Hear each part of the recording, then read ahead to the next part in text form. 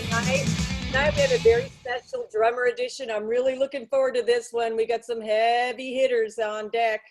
We are going to have Aaron Comas from the Spin Doctors. We got Jeremy Colson from Steve Vai, and we have the mighty Simon Phillips, who's pretty much played with everyone, but most notably for a length of time with Toto. So if you're first tuning in with us, there's a couple things that I'd like you to do. First of all, would you share this feed? Take the feed and it's going to be on Groove Entertainment LLC, Groove Entertainment LLC on Facebook. You can share it and you can spread the word that we have this show and we have these great guys on tonight. Okay, so there's that. Now, the next thing that I wanted to let you guys know is who am I and why are we doing this? Well, I'm the founder of a company called Carly's Cause that is partnered with Mount Sinai Hospital. Our current research projects are game-changing when they come through. We're working on finding ways to treat and possibly find cures for certain aspects to intellectual disability and autism. It's been proven that it's genetically linked, and we were really working hard on this, and then we got everything shut down. So here's what our plan is. I want you to just remember us. I want you to remember Mount Sinai. I want you to remember Carly's Cause, because my role in this is that I put on big concerts, and I'm going to be bringing live music possibly to your town if you're on the East Coast or West Coast. And I would like you to attend, and I would like you to remember us. But right now, I just want you to sit back, relax, and Michelle Bailey is going to make you a drink. Hi, you guys. It's awesome to be here tonight. Let me tell you, it's been a day. So what we're doing tonight is we are calling this Frisky Whiskey Friday. And we're going to feature Sandy's favorite, which is Jameson. One of the recipes that'll be later in the show calls for a rye bourbon. I don't have any rye at home. I talk about this every show where I try to find recipes for things that you can improvise with what you have at home. We're not a big juice family, so I take fresh fruits and I squeeze those to get fresh juices. So just little tricks that you can kind of do, you know, and just find things that you already have at home. So the first one is actually called a Frisky Whiskey. It's supposed to be in a cocktail glass over ice, but I thought it would be kind of fun to do it in a martini. So it does call for a honey liqueur with the Irish whiskey. I don't have any honey liqueur at home, but I do have some really nice local honey. So what I'm going to do is I'm going to drizzle a little bit of honey around the glass just because it kind of looks fun and it makes you feel fancy. And I'm also going to put just a touch of that in the shaker because that's going to add a little bit of sweetness and a little bit of that honey flavor. Now I'm going to take 2 ounces of Jameson Irish whiskey because that is our main and only liquor. So you want 2 ounces of that. And then I'm going to do an ounce of orange juice, which I happen to have clementine oranges at home. So I did about 6 of those little suckers. And I'm going to do an ounce of the orange juice. And you don't have to measure at home. I'm just showing you kind of so you can see, you know, the way we do it at the bar. And then I'm going to take a 1/4 ounce of simple syrup, which is really simple. It's just sugar and water. You can do it at home. You don't have to buy it in an already made jar if you want to just make it on your own. It sweetens it up a little bit. And then I'm going to do a couple dashes of bitters. And we're going to go ahead and shake this up, make it nice and cold. And let me tell you, I'm not even a huge whiskey drinker, but it's been a day, so I'm going to enjoy this cocktail tonight. And we're going to strain that in.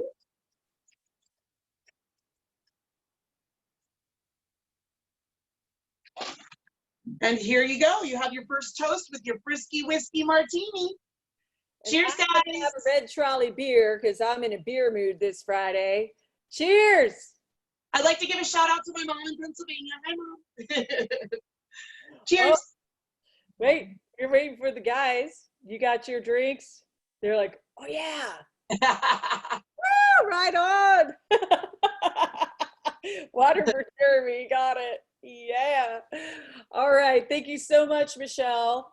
I'm going to take a drink of this. Anyways, red trolley beer is pretty good. Wow. It's a lot of flavor. Okay, so first up, what we're going to do is we're going to go right over to doing an interview with Aaron Comis. So let's go ahead and, oh, he's on. Hey, Aaron, how you doing? Hey, how are you? I am doing fantastic now that I've got my beer, got my red trolley on. All right, so first of all, we all know you from Spin Doctors, but we're going to talk a little bit more about some other stuff that you do. But let's get that first topic, which is an exciting topic, which Spin Doctors, which I just recently saw you, and I was standing in the side of the stage and just in awe at what a great rhythm section you guys are. You're a monster. You're a monster, and you have a very particular groove, right? And that's something like I work with Mikey Pannone. It's because he has groove, and I can't handle when a drummer is all technical and no feel, you know what I mean? And your feel, believe me, it sends like shivers up my spine when I saw you live. It was absolutely phenomenal.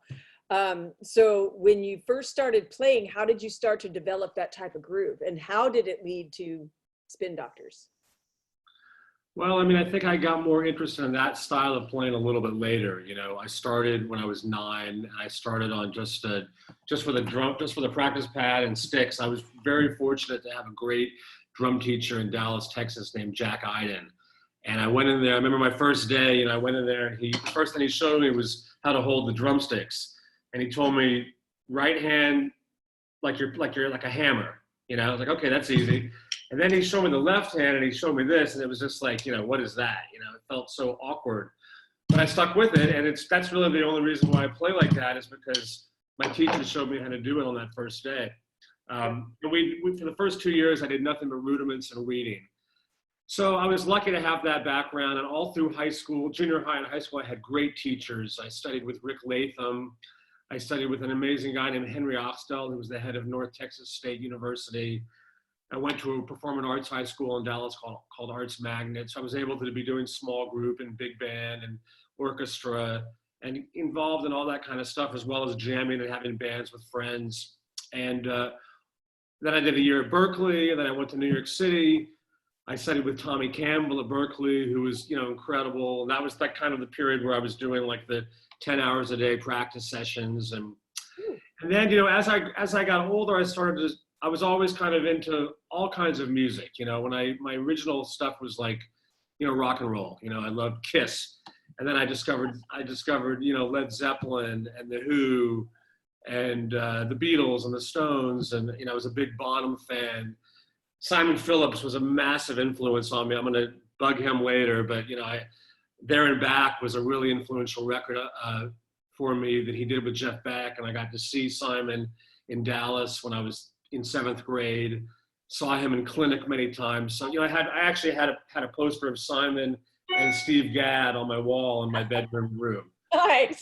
So it's like so I was always very much into a lot of music, from jazz to progressive music, fusion, rock and roll, blues. Growing up in Texas, I was doing like shuffle gigs and stuff like that. But there was a certain point where I really started to gravitate. As much as I was into jazz, I was equally into, sort of the groove thing. Guys like Bernard Purdy and Jim Keltner and Steve Gadd and Steve Jordan. I started to kind of discover those guys.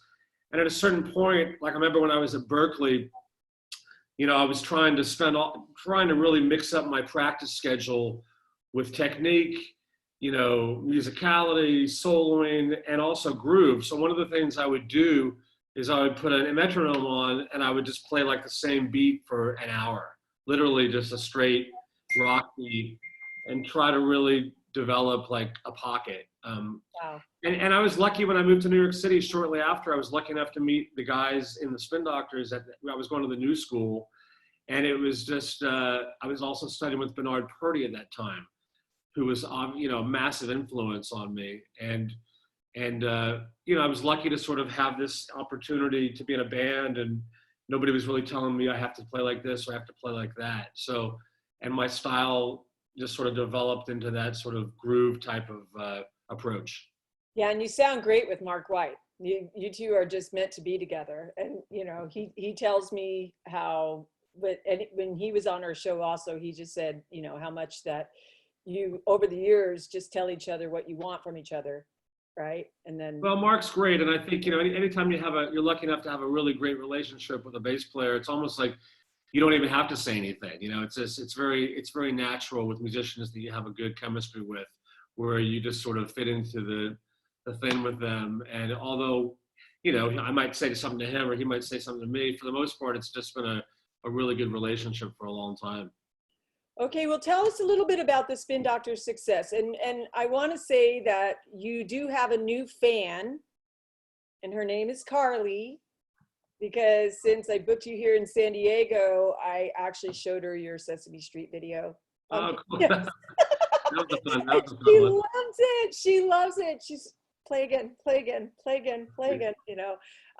So you've had a lot of success with Spin Doctors, and you know, just kind of give us like, you know, the 30,000 foot view of how that came about and how exciting it was when you first got your first like world tour, your first hit, you know, kind of fill us in on the Goosebump stuff. Yeah, I mean, it was great. You know, I think when we formed the band, we were just a bunch of young guys in New York City trying to, you know, make a living. And our goals were really always just to write our own material and be able to pay our rent doing it. And, you know, we kind of did the opposite approach that a lot of bands at the time were doing, which was like 1988 was when we formed the band. And most bands, everybody wanted to get a record deal. So everybody was always like rehearsing 5 days a week and trying to get record company showcases to get a deal. And we kind of took the opposite approach, which was we would play 5 nights a week in clubs and try to make money to pay our bills.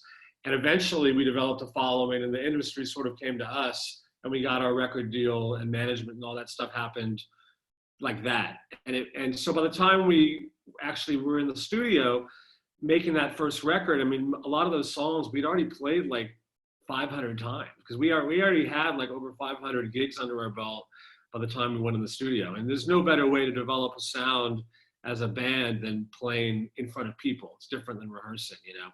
So anyway, you know, you know, one thing led to another. We toured and toured and toured. The record company, we put out that record Pocket Full of Kryptonite.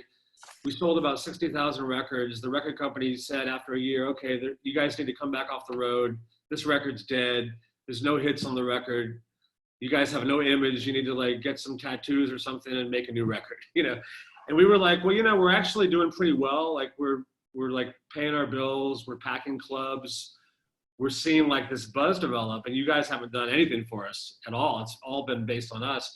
So we made a decision as a band and our management that we were going to get back in our van and we were going to continue touring behind this record because we could see this buzz building. And sure enough, you know, a few months later, some radio stations picked us up. One thing led to another, and the whole thing blew up, you know. Woo!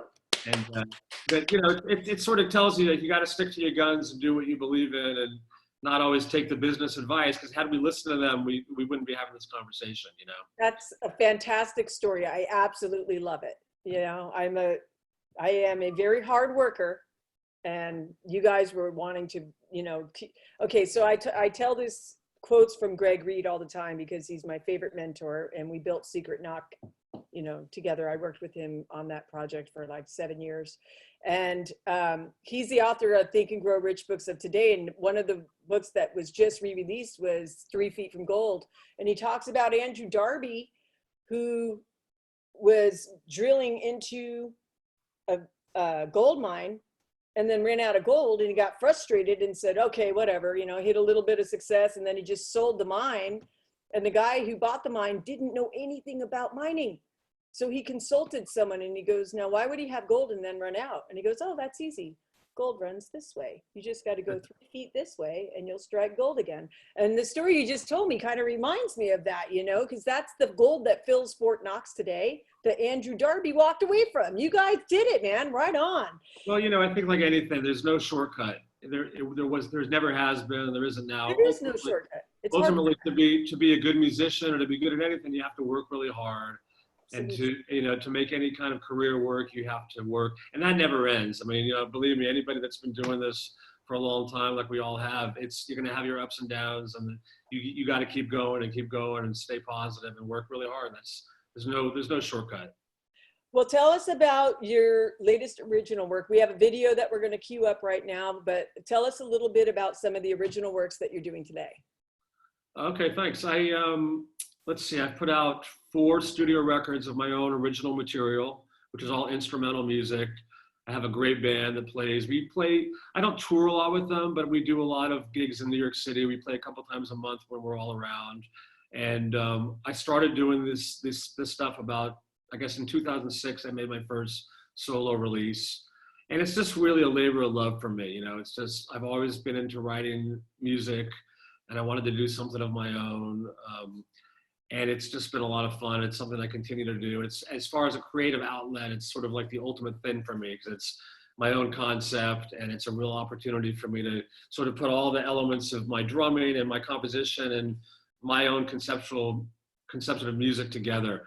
So this latest record was different. It's a little bit different than the normal band I have. And I think the piece that you're going to play is a song called Sculptures. Is that right? It's the video I sent you?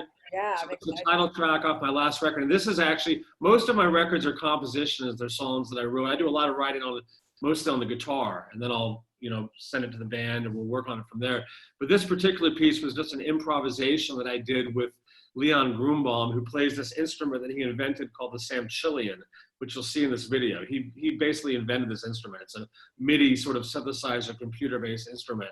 So we got together in my studio and we did a series of improvisations. And this piece is just basically me and him doing that.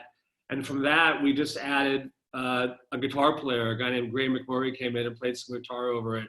And Leon did some bass on the Samchillian that harmonically went along with what he had played during the improvisation. And that's what this piece is. And I'm very much into improvisation. And so this is an example of that. All right, Ashley, can you run that video for us?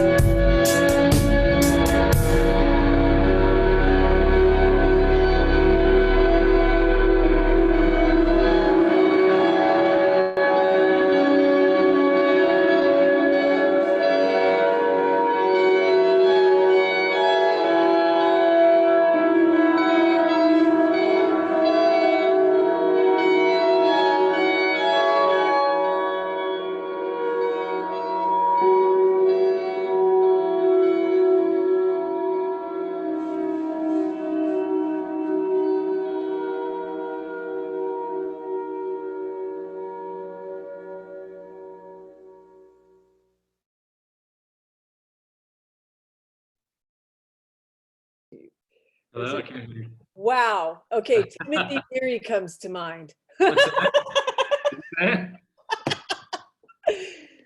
Oh, that is some psychedelic stuff, man. That is some cool grooving right there. Wow. Yeah. That was not expected. You go from two princes to Yeah, it's not exactly a catchy little ditty, is it? well, you know what though? That's something that I would definitely put on and listen to if I'm like I can't listen to lyrics if I'm trying to think or work on anything. That I'd love to get that whole Well, composition. you know, one of the things, one of my goals for my own records that I've made on my own is a combination of like, I'm really into sort of mood and vibe, and I'm always trying to, inside of like, you know, interesting musical and compositionally or improvisational sort of weirdness, I'm always trying to sort of create some sort of like vibey thing. You know, I love like the Daniel and Wallace records and Bill Frisell. So I'm always kind of trying to like make something that's going to be like somewhere in between, like where you can sit back and like just listen, and you know, if you want to like really fucking focus on it, or if you wanted to sort of kick back. So you know, but and I like weird stuff too. So I do too. I liked it. And I'm going to hit you up for you to send me a copy of, absolutely, yeah, autograph preferred. cool. Okay. All right. So we're going to come back on for Tech Talk. Up next, we're going to bring on Jeremy Colson. Let's go, Jeremy. Yo. Hey, Jeremy. How you doing? Good. I gotta say that stuff that Aaron played, that was great. I love I love atmospheric, vibey stuff.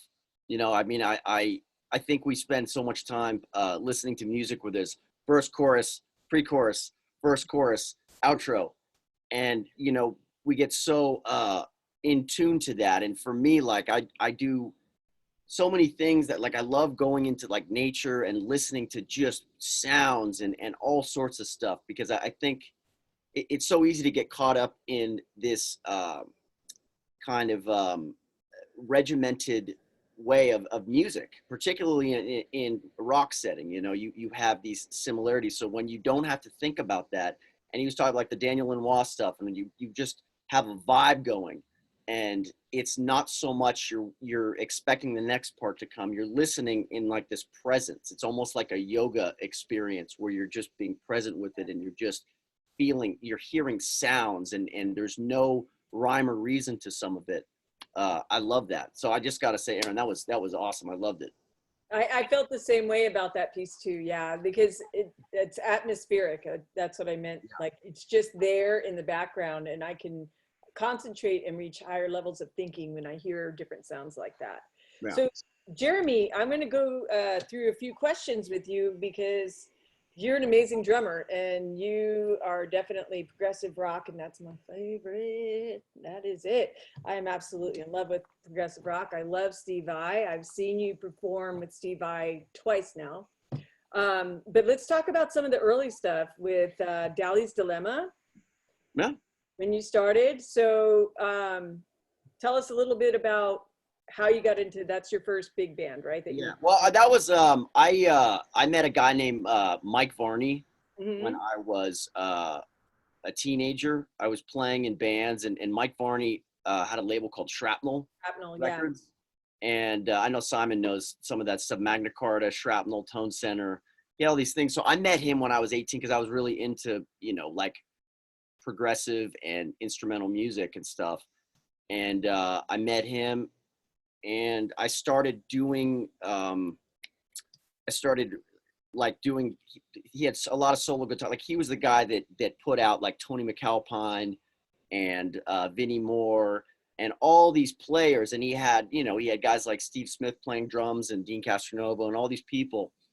So for me, meeting him when I was like 18 was that was my goal, because I wanted to play. I liked odd time meter and I liked all that kind of stuff. So I met him, and he started hooking me up with different sessions that were on Shrapnel back when, you know, there used to be more, people would put out albums, and you would go into a studio and record on analog and all that kind of stuff.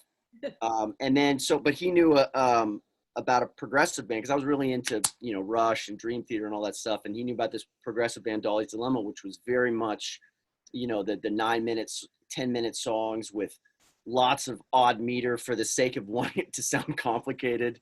Totally like that scene of, and I think that's what attracted me when I got really serious with drums, was like wanting to play really crazy over the top stuff for the sake of it sounding like, wow, that's really crazy.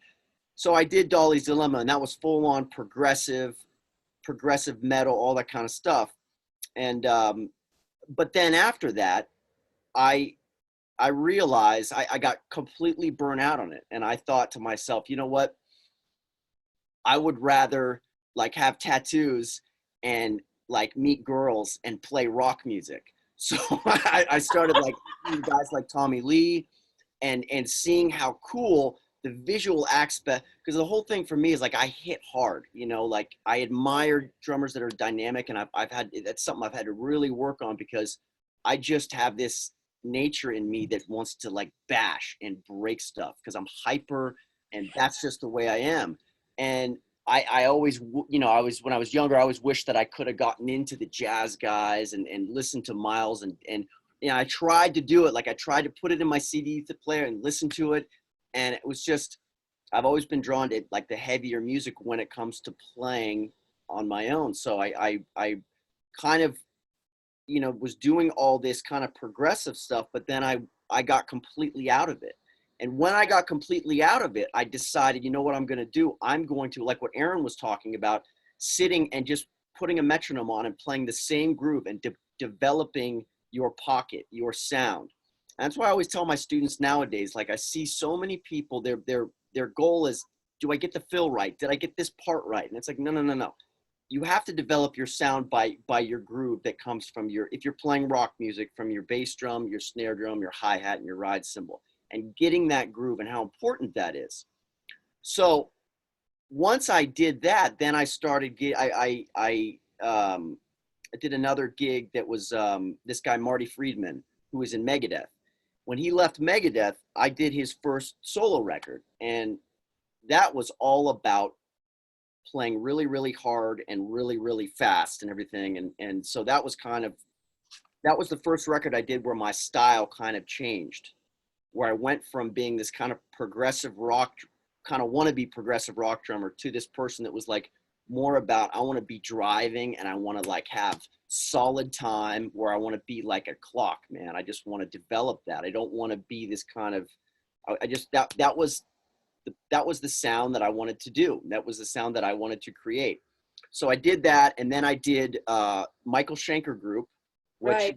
You did the Arachnophobia album with Michael Schenker Group. Yeah, and I toured with him, which was an interesting experience. But I did I did that, and that was another great thing, because you know, a lot of it was just playing these solid grooves, and I know Simon knows about, you know, about that kind of drumming. But it was great because I was becoming more of this rock drummer than this I don't really consider myself now a progressive drummer. I understand, like when I joined Steve Vai's band, I was 25 years old and I was playing punk rock. I was all about like this idealistic music. I was working in a music store. I'm like, I'm a punker, man. I'm just going to do this, playing in a 4-piece kit in some crappy like bar on Sunday nights. And it was all about that kind of thing. And so, and Mike Varney recommended me for Steve Vai, and he calls me up one day. When you brought him up, wasn't he the guy that recommended you for Steve Vai? Yeah. So, and you know, and so Steve calls me up and said, "You want to come down and jam with Billy Sheehan and I?" And I was living in the Bay Area, and I was like, "Sure," you know. And I'm like, I'm not going to get the gig, but I'm going to go down there and I'm going to just like be me. You know, I'm not going to try to be somebody else. I'm going to just be me. And again, I went down there, and the audition was like, we just started jamming, and I just went full on. I was myself, and I was enthusiastic, and I was excited about it, but I didn't think I was going to get the gig. And I wasn't like this, oh, I need a gig. I was like, whatever. And I think kind of having that mentality was helpful. So that's how I got that gig. And any of the other big gigs I got, like Billy Idol or anything like that, it was kind of the same process. Right. Well, you've done a lot of great work with Steve Vai, and he's another one of my favorites. You know, I have like this list of favorites. I did mention to Billy when he was on, and to Mike Keneally, that my dream 2021 concert, as I've discussed with you before, is going to be Jeremy Colson on drums, Steve Vai on guitar, Mike Keneally on keyboards, and Billy Sheehan on bass. I'm going to make it happen because we're getting sponsors and we're getting funding, and I want to put that together. But you also, you sat in with us when I just had this crazy idea that I could use concerts to raise money. You helped us raise. We were able to send $5,000 to the research project just from a little concert we did here in San Diego at the Belly Up. It was amazing. You've been a strong supporter of Carly's cause. And this video that you sent to us, let's just say that when I saw the video, again, I showed it to Carly because my daughter really, children with autism, so in case you are not fully educated on it, they have a keen ear for music.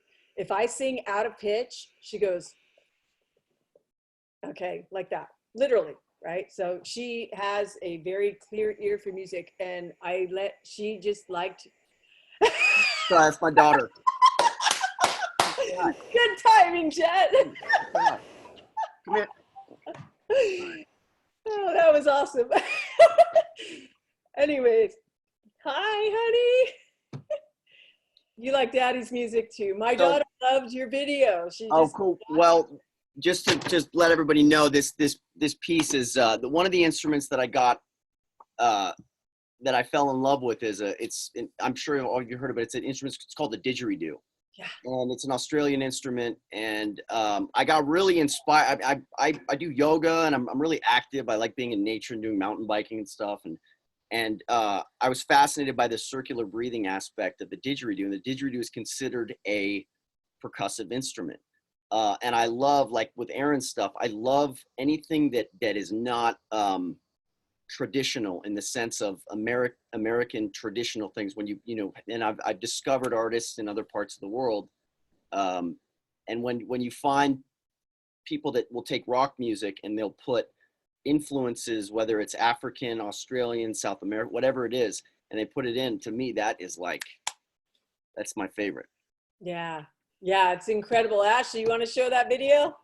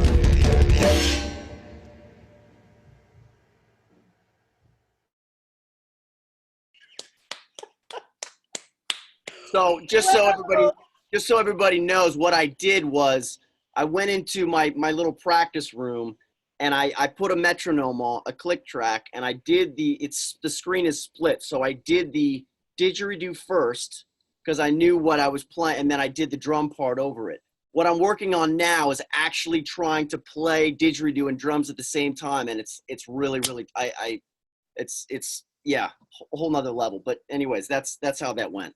Wow. How could you do that? Is that possible? It is, yeah.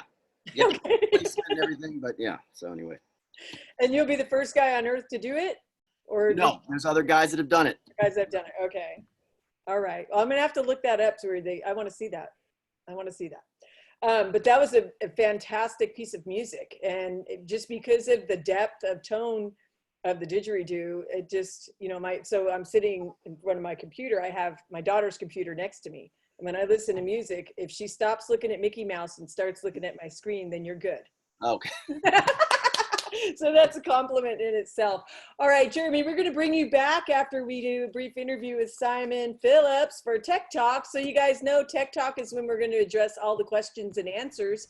If you have Q&As, you can put them on the Facebook feed, or you can put them into, if you're live on this event, then you have a Q&A area and a chat box that you are able to start submitting questions as we go through the interview process, okay? Then we're gonna open it up and we're gonna actually be letting get your questions answered by these guys. Okay, but we'll be right back with Jeremy and Aaron. For now, we have Simon Phillips on. How are you doing, Simon? I'm doing great. Thank you. Yeah.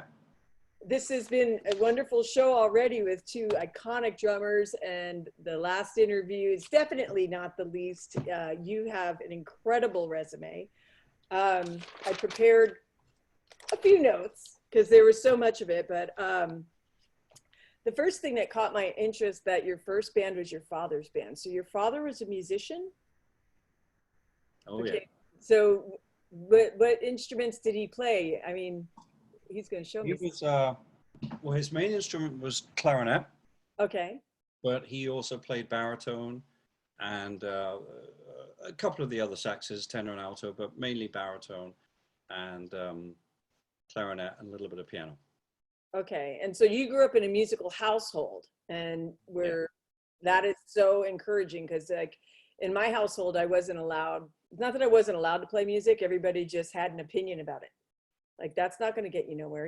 You're smart. You need to go to college. Which, I did, but music was the least thing that anyone wanted me to do. And I always wondered, what would it be like to grow up in a household where my parents were musicians, And obviously you have been exposed to music from a young age, and it shows in all of your skill and everything that you've accomplished. From what I understand, your first call away from your father's band was Jesus Christ Superstar. Mm-hmm. And you were on Broadway?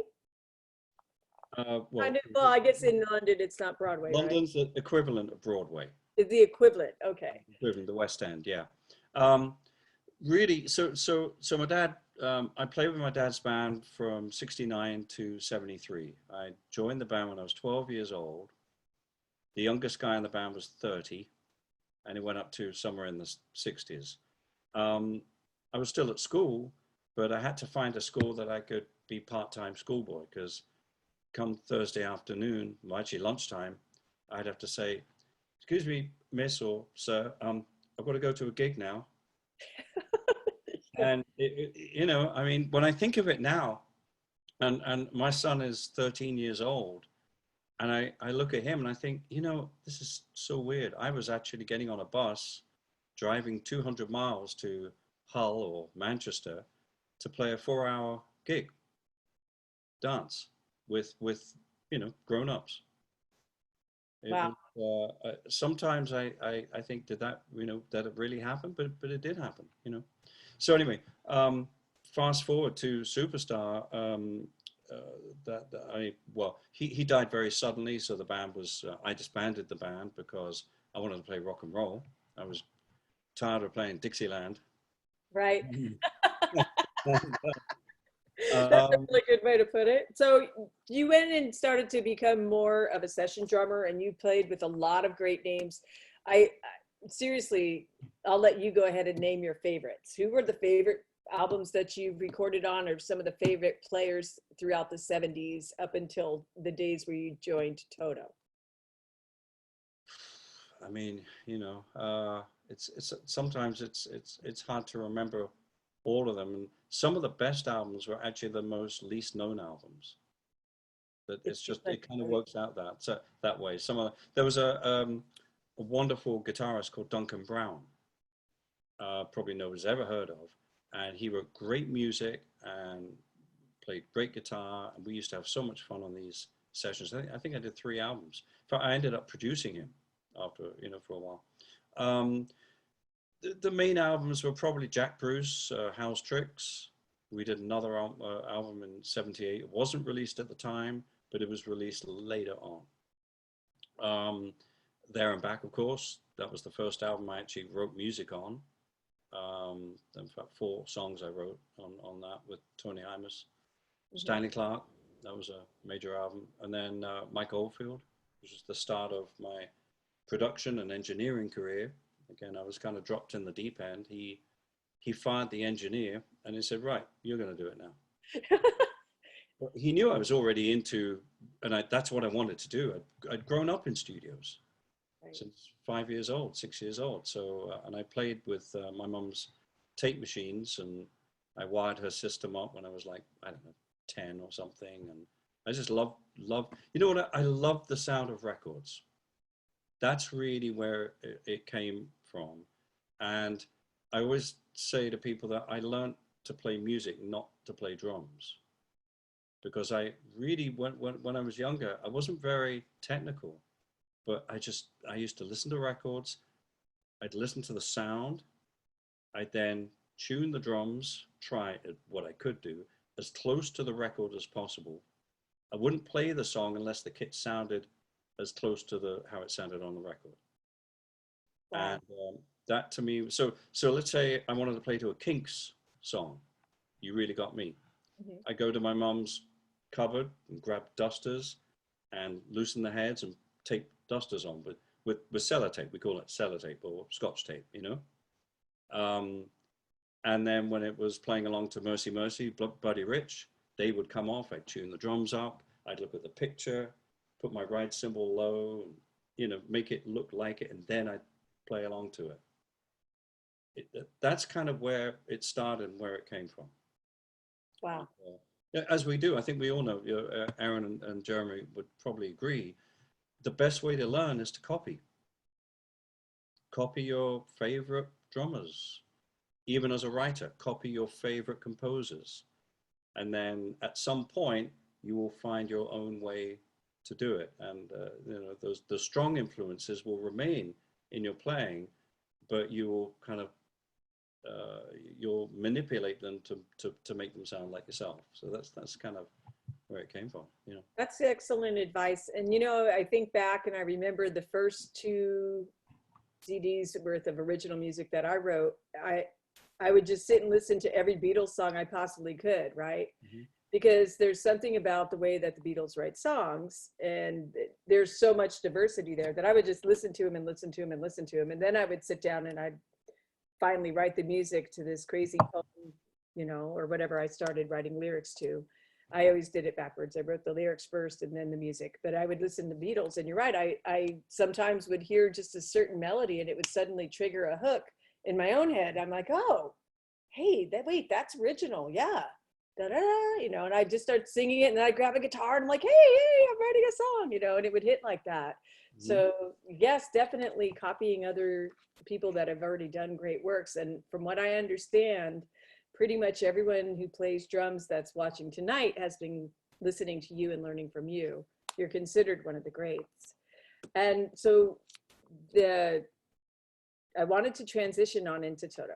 So I believe it was what, 1992? 92. Joined? Yeah. 92? Okay. So when you first joined Toto, tell me about how you came up on that gig. Were you referred or did you audition? No. It was kind of a weird event, because 1991, I decided, I was living in England. I had a beautiful house in the country, studio, you know, but I needed to, I don't know, have a challenge. Personal life was not going quite as I wanted it. And I said, you know, when I was 8 years old, I had a dream. And that dream was to move to America and play with all my favorite American musicians. Now, at that age, I didn't know that Los Angeles and New York weren't on the same coast. I had no clue of geography, you know. But over the years and after all the US tours that I managed to do with various bands, both American and English bands, I got to know America a little bit more. And I said, you know what? I'd forgotten that dream. That's what I wanted to do. So I started putting into motion the the bureaucratic rubbish that you have to do to actually make the move. It's a very different move. If you're with a band signed to a record company or signed to a publishing company, it's fairly easy. They do it all for you. But when you're on your own as a self-employed musician, oh, that's really difficult because of the immigration laws, you know. It took a while, but eventually figured it out, got my visa in 1992. Basically, it was a question of, right, I can now go. When do I go? I was actually doing one solo album. I was playing with Jack Bruce at the time. We reformed. We had a trio with Blue Saraceno, and various other records and things. And I didn't know when I would actually, you know, leave England and fly to Los Angeles. And then all of a sudden, Jeff Porcaro passed away. I was actually with Bobby Kimball in Ibiza doing something else there, with Scott Gorham and a bunch of, you know, it was amazing. It was just weird. That used to happen in those days, just weird little scenarios where people would come from all different bands and do something. And then a week later, I was in my kitchen and I got a call from Steve Lukather. And he was actually in a meeting with his managers, Fitzgerald Hartley, with David Page and Mike Porcaro. And they had just done a record, Kingdom of Desire. They had booked 42 shows around the world. They had 40 people on the payroll in the crew. And what do they do? So he said, would you come play with the band? Would you come do the tour with us? Wow. So you were chosen. I went, wow, okay, that, yeah. And anyway, we kind of went backwards and forwards. And the very next day, I was going to drive into London to do my last recording session living in England, which was a band called Big Country. And it was an album called Buffalo Skinners. Yeah. At Rack Studios, which is Mickey Most's studio. And then I rang a few people saying, listen, I may not be able to do your record. I may not be able to do this. And I told them why. And they were all wonderful. They said, we totally understand. Go and do it, you know. So I rang Luke and I said, okay, I can do it, but I can't come over there until 1st of September. And he said, that leaves us 3 weeks of rehearsal. You know, and we've never played with another drummer, apart from Jim Keltner, you know. So yeah, it was a pretty interesting scenario. The first song we played was Hydra. Oh, by the way, I was on the airplane from London, and I overslept too. Typical. You know, last day in England at my house, I never saw it again. And I left the place with one suitcase. And no, 2 suitcases and a box of microphones. I just walked out, left everything. I had a DAT machine, a bag of batteries, paper, and a pen. And the whole way on the flight, I was listening and writing charts. Another glass of something, and you know. Yeah, we played. Hydra was the first song we played together. And I remember Luke, we finished it, and Luke, we stopped. He looked at Mike, looked at David. And he said, I think this is going to work. And 21 years later. Wow. That's an incredible story. That's an incredible story. That's something, I mean, We thought it was going to be just the tour. I mean, nobody knew I mean, Luke and Dave and Mike, they didn't even know what they were going to do. They had no idea whether they would carry on with the band. And about 2 or 3 weeks into the tour, Mike was asking me, he was saying, you know, do you want to join us? And I went, well, I mean, yeah, I mean, if that's what you guys are going to do, then great, you know. And then it became my life, you know. Now that's an incredible story. So you've done some other work with Steve Lukather, right? You've recorded with Derek Sherinian on this Inertia Mhm. album. Yeah. And you know, I got to see Steve's son, Trev, Oh, really? Yeah. ZFG. They opened up for the Winery Dogs, and I'm like a huge Winery Dogs fan. Right. And I was just standing in awe watching them. They were fantastic. Mhm. Again, the product of growing up in a musical household. You know, Yeah. if musicians teaching their kids, it's how the greatest musicians emerge from that. But tell me a little bit about the recording that you were doing on that album, because I was listening to it. There's a lot of intricate details in the No, which production. album is And this? on Inertia, Oh, Inertia. Yeah. there's a lot of intricate details. I mean, you have great musicians and you're on drums, and you know, you have Steve and you have Derek, and it's just what I was listening to is what is your signature on recording, right? I was Well, thinking, okay. So Derek, he approached me actually before the first Planet X album. mhm. And but I couldn't do it for whatever reason. And then he got back to me maybe a couple of years later, and I was available. I had turned my house in Sherman Oaks into a studio. Um, I spent, you know, a month with a soldering iron, and you know, I love doing that. So that for me is my Zen in the art of motorcycle. Well, for me, it's Zen in the art of soldering. Um, and I love building things, and I built a few studios, you know. So the whole house was a studio, and we decided, well, Derek will come to the studio, and Tom Kennedy was playing bass, and he arrived, and I said, right, okay, what we're going to do? And he said, well, I've got this track, and he gave me a Pro Tool session. We opened it up, and it was the beginning. It was the title track, but it was very different, and we started playing it, and you know, it was kind of like it needed finishing, basically.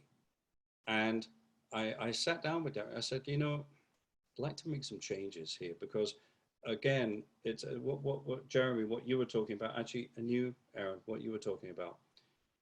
Um, I don't mind playing complicated music. I grew up playing all sorts of weird time signatures, 17/8, 21/8, 33/8 even. I used to love Don Ellis Orchestra and Stan Kenton, but I don't care to play anything unless it feels good. It's got to swing. Now, that may sound a Yep. little bit strange that a song in 17/8, how does that swing? Well, it actually can, very much so. But it can also sound dreadful. And to me, it doesn't make any sense. It doesn't make any musical sense if it doesn't feel good. And there were some sections in the song which for me were there just for the sake of being in this time signature. And I said to Derek, I said, Derek, let's play this in 3. Same thing, same riff, but just put it into 3, you know, take off an 8th note. You don't wait so long at the end of the bar, you know. And suddenly it began to groove.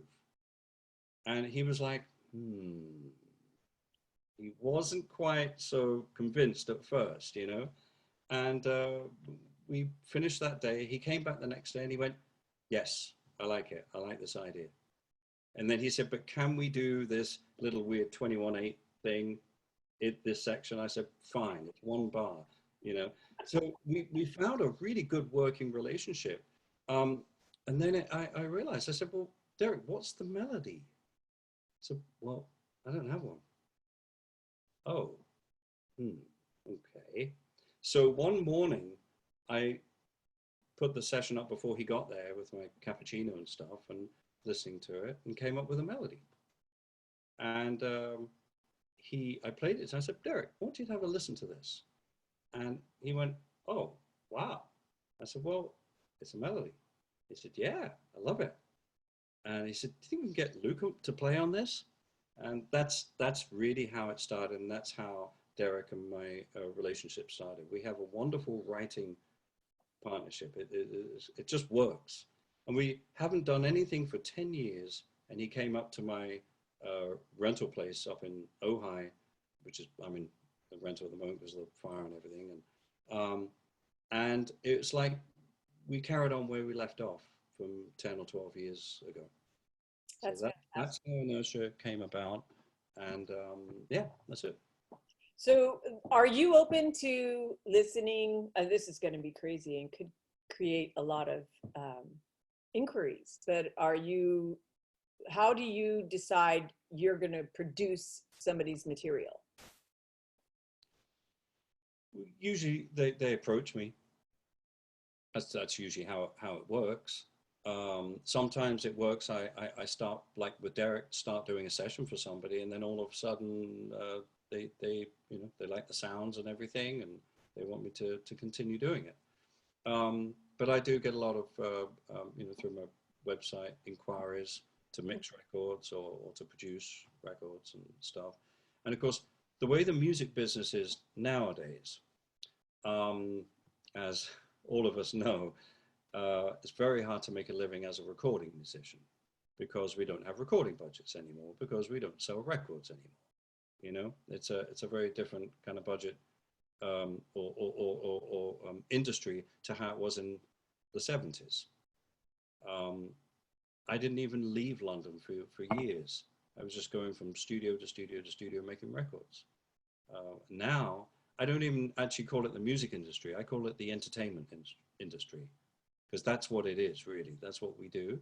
And most of us don't work unless we drive to LAX and get on a plane and travel at least 8 hours. That's just the way the business is. And of course, when all the coronavirus started, all of our tours got cancelled. You were talking about Michael Schenker, Jeremy.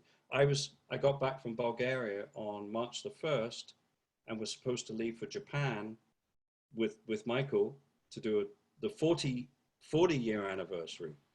And we had just rehearsed in Brighton for a week. With Schenker? Yeah, absolutely. Yeah. It was so much fun. It was loud. Yeah. Ivan, I want you to play this. It will be good. Yeah, I got to tell you, Michael was in the best of moods and absolutely wonderful. He was so happy, and no, it was really cool. We were really looking forward to it. But that went, and I was supposed to do a cruise to the edge. You would have loved that. Prog rock. Luke was going to be there.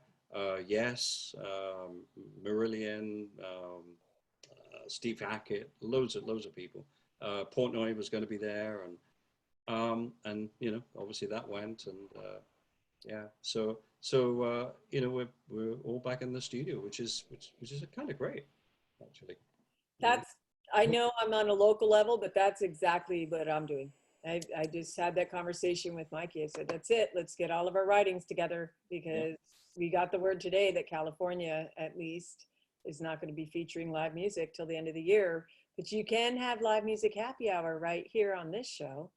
The type of stuff that I'm missing the most is this video of this performance that you've done. I love to go watch a great show and just stand in awe of talent. And the video that Ashley's going to play right now I think it's like, what, 7 minutes long, but it's going to be the best 7 minutes of your night. So you guys, let's just sit back and watch this video. Ashley, can you run that for me?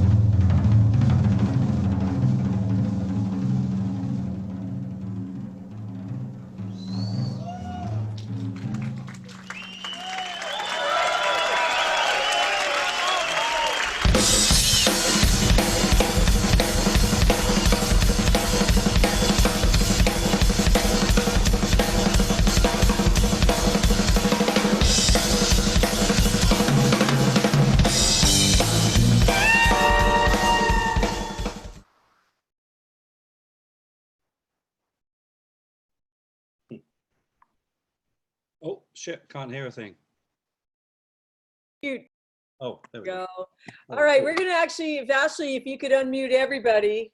Simon, that was an incredible performance. Real quick, I think more of the younger generation of drummers needs to witness that and to see the genius. I mean, that's not just a drum solo. Like, you know, drummers always get this thing where there's musicians and there's drummers, but then there's people that are absolute complete artists in every aspect. And Simon is just, it's so inspiring to see that, because the dynamics and the tone and the pursuit of sound, it's genius. Sorry, I just had Absolutely. No, I was It was awesome. jaw dropping. But let me get Mikey Pannone on here too. If Ashley, you can make sure everybody's on. We're going to make sure all videos are on. And what we're going to do at this point is we're going to let Michelle Bailey make our second drink. So we will mute your mic for just a second, and then we're going to have Tech Talk, where we are going to talk about everything that we saw from each of these artists tonight. They're going to be able to have discussions together. But first, Michelle Bailey. Hi, guys. So the next drink is called a New York Sour. And I'm going to leave out the optional egg white because I have an almost 15-year-old son that's eating eggs like crazy, and we enjoy that. So I'm going to put some ice in the shaker. And we're going to stick with Jameson. I don't have any rye bourbon at home. So we're going to go ahead and take the Jameson and do 2 ounces of that in the shaker, because that's your only liquor. So you want 2 ounces of that. And then I have a little cheat sheet over here, sorry. Then we're gonna do 1 ounce of lemon juice. I have a lemon tree in the backyard, so I took some and squeezed some fresh juice, which is always the best. Do 1 ounce of that. And then we're gonna do 3/4 of an ounce of simple syrup, which just sweetens it up just a tad. And we're gonna go ahead and put some ice in a cocktail glass. And Sandy, you're gonna like this cocktail because it actually combines 2 of your favorite things, Jameson and red wine. And so you're gonna see how the red wine comes in here in a minute. And I thought this was perfect because I feel like New York needs our love right now. All my friends and family back there were thinking about you guys. So New York Sour is what it's called. Combines 2 of your favorite things. Shake that up, and we're gonna strain that over the ice in the cocktail glass. And then I'm gonna take a spoon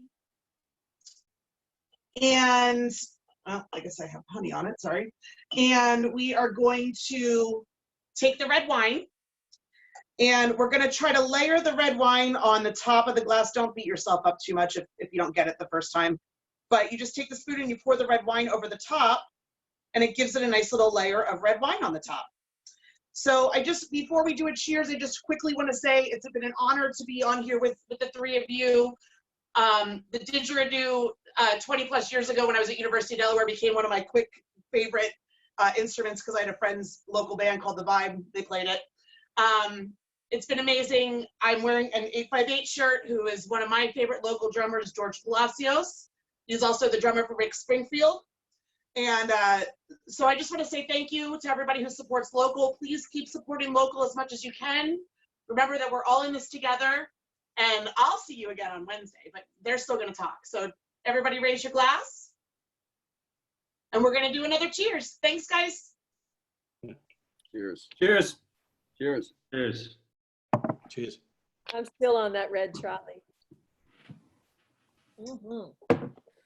Okay, this is Tech Talk. So for those of you that are watching, I'm going to be pulling up all of your questions and stuff, but what Tech Talk is these are the masters. They're great drummers. They're going to start talking to each other. Jeremy and Aaron and Simon are going to pick each other's brains. And if you could just load up your final questions right now, I will go ahead and gather them together at the end of their discussion, and we will start to also answer yours. Another face you may have seen pop up on the screen right now is Mikey Pannone. Say hi, Mikey. Hello. All right, so Mikey Pannone is probably the hardest working drummer in Southern California, I would say, San Diego area. He's also the drummer for RDG, who you've opened for Tony McAlpine, you've opened for Gary Hoey and all these great names. He does trio with Raymond DiGiorgio. And he's got some questions for all three of you as well. So, you know, Mikey is a co-founder of Groove Entertainment and one of the biggest volunteers and supporters and hardest workers for him and his wife, Veronica. Veronica is my right hand in Carly's cause and everything that we have done for those kids. So he's on the show because Simon, you're his favorite drummer. Jeremy, you've actually played the show here with him. Aaron, he's got a lot of respect for you. So anyways, I'm going to turn it over to you drummers and I'm going to put together the fans' questions. It's Tech Talk. Take off, boys. Right. Well, can I ask Simon a question? Absolutely. Hey, Simon. First of all, let me just say, both Jeremy, I loved your track. Simon, I loved it. That was fantastic, man. Both of those were amazing. And Simon, I saw you, I guess it was a couple years ago when you played with your band at the Iridium, and it was fantastic. Oh, really? Okay. Yeah, fantastic show. I loved it. You sounded amazing. The band was great. But I wanted to ask you about Jeff Beck, because, you know, when I was a kid, I was in 7th grade. I mentioned earlier, I saw you at the Dallas Convention Center on the There and Back tour. And that was like a really big record, big influential record for me at that age, because it was kind of the record that sort of, I'd been mostly into rock and roll up to that point. And that record, even though it's, you know, it's a rock record, but it's also sort of a little fusion-y and it was instrumental. And it was really sort of the thing that sort of got me into discovering that kind of music. And from there, I really got heavily into fusion and jazz music and, you know, all kinds of stuff. But, you know, it's just such an incredible record. And, you know, your playing was amazing on it. I mean, everything, you know, Space Boogie, of course, is one of the double bass epic classics really of all time. I mean, and I'd just love to hear you just talk a little bit about how you came about working with Jeff and a little bit about making that record and that tour. It's one of my favorite Jeff Beck. I mean, I'm a huge fan of all of Jeff Beck's records, but that particular era and that record it's one of my absolute favorites and, you know, massive influence. Well, the record started with Jan Hammer. Jan Hammer was writing music for Jeff. They had just finished touring together. They had a band together, the Jan Hammer Jeff Beck group, 1976, I think it was. I was introduced to Jeff by Max Middleton, who used to play keyboards with him back in when Cozy Powell was playing in the band, the Jeff Beck group days, you know. And I went down to his house in Sussex, and we met. He's into building cars. So when we met, he looked at his hands and wiped them on his jeans, and then extended his hand to shake. And they were kind of oily, I have to say. He got oil all under the fingernails and everything. He loves building cars, you know. Yeah. And so much so that if you pick up one of his guitars and start to play it, you'll have to wash your hands afterwards because they're just really gunky and oily, and it's amazing, absolutely amazing, you know. We started playing, and the first thing we did actually was, they booked me for a session, and the session was with Jan Hammer, Jeff, and myself. No bass player. I don't know why. They asked me to choose the studio, so I chose Ramport, which was Pete Townsend's studio. Did you ever see Who Are You, the video? Which one? Oh, yeah. Okay, that's Ramport Studios. Oh, okay, cool. And I used to do a lot of sessions there. And I got an engineer called John Punter, who used to work up at Air Studios. Right. Had a Neve console at the time, probably an 8078, I think. That's where we first cut those tracks, actually. So you actually cut those tracks without Mo Foster, I think was the bass player, right? Yes, he ended up being the bass player, but we cut some different tracks. Okay. And then that was in towards the end of '78, and then Stanley Clarke got involved, and we went to Japan, and that's how I introduced Tony Hymas to Jeff. When we got back, '79, Jeff asked me and Tony to come down to his house, and we would jam. And it was during that time I realized, hang on a minute, Jeff doesn't write music. He needs music written. Really? And I was like, this is really interesting. So I said to Tony, Tony, we need to get together and write some music. I said, sure, mate, let's do that. So we got together at my house, a little house, 2 up, 2 down in Barnet, just outside of London. And we wrote a song called Golden Road. That was the first song we wrote together.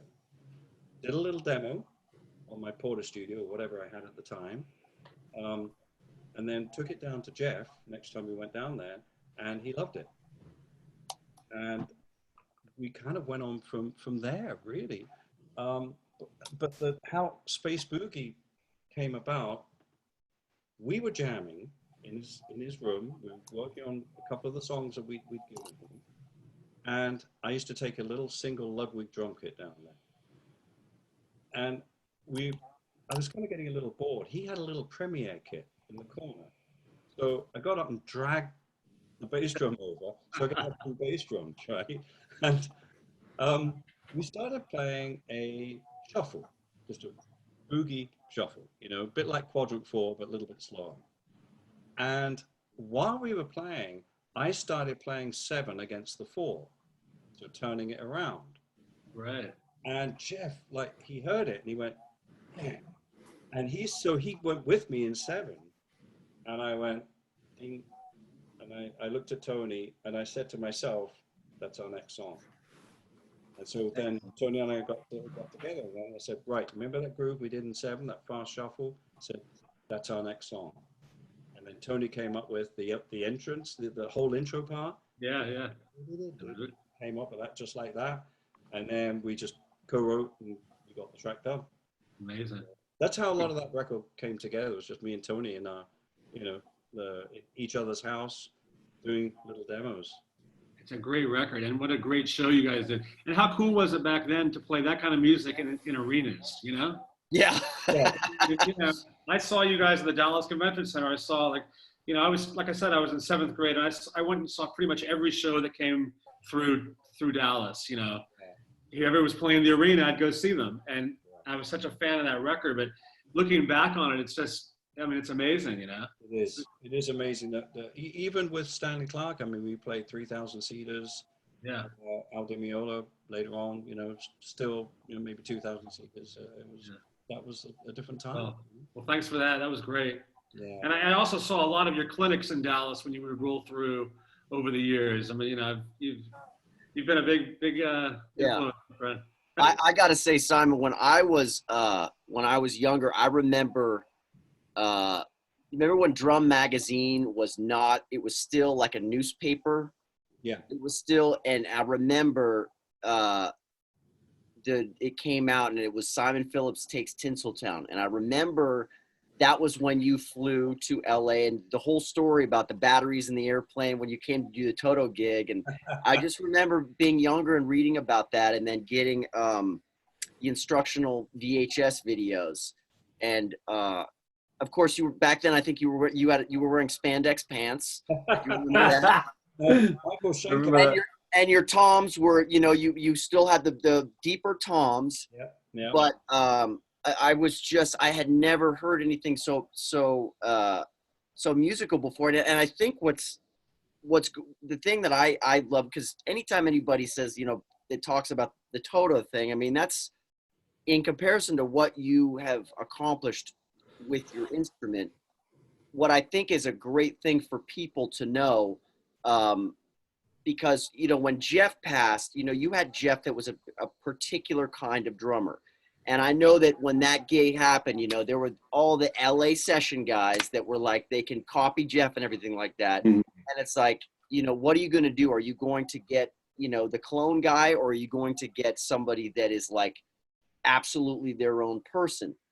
And I thought what was great was how it was like, my personal, I'm not the biggest Toto fan. My wife loves Toto. We know Luke and everything like that.